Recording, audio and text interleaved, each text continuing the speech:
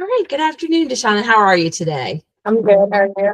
I'm really good. Thanks so much for allowing me to record this part of the interview.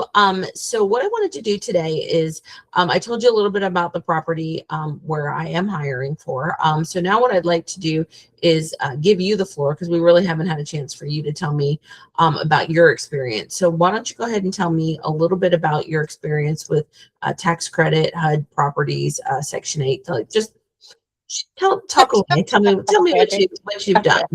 done. Yeah, so I have some experience with tax credit and Section 8 property. I worked for New Generation Management. This was in Fort Wayne, Indiana. So I was the property manager there. So I walked into a property that had 21 full research to be completed within a certain time. And I was able to get those completed. I worked really well along with compliance, getting everything turned in. I also was managing two properties at one time because that's what they hired me to do. So one was market rate, one was tax credit. And so both took Section 8. So I'm very comfortable working with Section 8 as well. At least there, I know things might be a little different here. Um, and I get the gist of like how the overall position works just because in that position itself, I was in charge of everything, all of the tasks, all of the duties that a property manager would have to do. I was over a team in charge of eviction processes, delinquencies, budgeting, inspections, you name it. And then I also have been a assistant property manager for a little bit of time.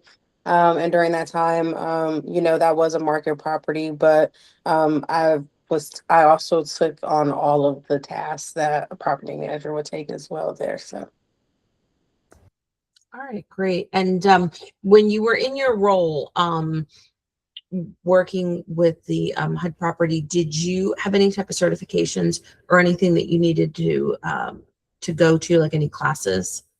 So no, I know that here in Florida they do require certain certifications, but in Indiana you do not need any certifications for any of those roles. So I did not need any. Okay. Is that something you would be open to doing if required for the role? So it just depends on what it would require of me. I don't know if it would cost or anything. I don't know what it would, Yeah, but you maybe if we typically with were a job, they would take care of that for okay. you. For most roles, if it's something they're requiring you to, they should. That Okay. wouldn't be something typically out of pocket. I don't want to speak for every company in the, state of Florida, but Okay. ones that I have worked with, if they're requiring something specific, they usually Right. um do that. So if a Section 8 tenant is facing eviction due to like a policy, what are your steps? So my first step would be to notify the case manager that works with that tenant, letting them know the situation and what's happening. And then from there, I would go ahead and gather their well, they're in Indiana, it's kind of different, right? But like I would gather their Section 8 paperwork, their lease, their tenant ledger, um, and their application and send it over to you know, the Perry Law, which was people we worked with basically. And then from there, that's all we had to do basically, we just notify the Section 8 housing, letting them know. Okay.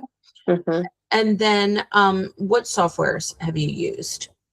I have used Yardi Voyager, CRM, and Rent Cafe. Okay, perfect. Mhm. And so how would you handle someone maybe that was facing eviction or maybe facing a compliance letter or something like that and they weren't happy?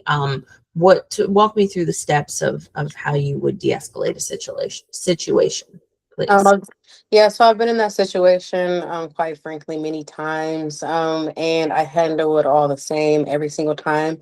I always am letting the tenant know, like, hey, I'm handling this per policy and procedure. I'm unable to make any negotiations, any adjustments. It's just what it is, and strictly just following everything through, violations, notices, whatever the case might be, and that's why I'm big on following paper trail because I want to be able to back myself up. Like, hey, we gave you this much notice, you had this much time, you didn't follow through. And this is what your lease stated that you had Mhm. signed, and there's nothing I can do personally, Mhm. So, and in that situation, I like to just try to try to remediate the situation as much as possible. Sure. Mhm. I feel like you have a calming voice, just the few Yeah. minutes that I've talked to you. So what are some escalation skills that would calm someone down, in your opinion? So one, I feel like being very assertive, listening to them, understanding them, letting them know you understand them. Been very calm in this situation, not like overthrowing them, making it seem like you're like more powerful than them in any type of way, and been just very calm. Saying the same thing over so that they understanding, pulling out with having backup evidence, those notices, those copies, everything from the file to show them. And I've been in a situation where maybe a tenant was just unhappy and there was nothing we can do as a property manager myself. And I did work at an uncomfortable property where it was kind of like very hostile. So in that situation, I treat every tenant the same. If you do not want to talk about this situation, feel free to leave, come back whenever you feel comfortable to talk about the Mhm. situation. We can talk about it again. However, I can't allow that here in the office. So that's Yeah, just what fair it is. enough. Mhm. Yeah, you have to be assertive with that Right. type of situation. And listen, most of the time, I sometimes, ironically, you wouldn't think so as a recruiter, but we sometimes get some calls that some folks aren't so happy. And a lot of times they just want to talk. Right. They You want to gotta talk. hear them out. Just let them talk and hear them out. Exactly. Exactly. All right. Well, as I promised, this was only going to be just a few minutes, a Okay. part of the interview. One thing I did want to make mention of, I am putting it in your profile. Um, there was a brief break in your resume, Yeah. and that was when you moved from Indiana to Florida. You moved here to care for a sick family member. At this point in time, you are available to go back to work. Correct. All right, perfect. Let me go ahead and stop this part of the interview, and I'll be back in just a sec.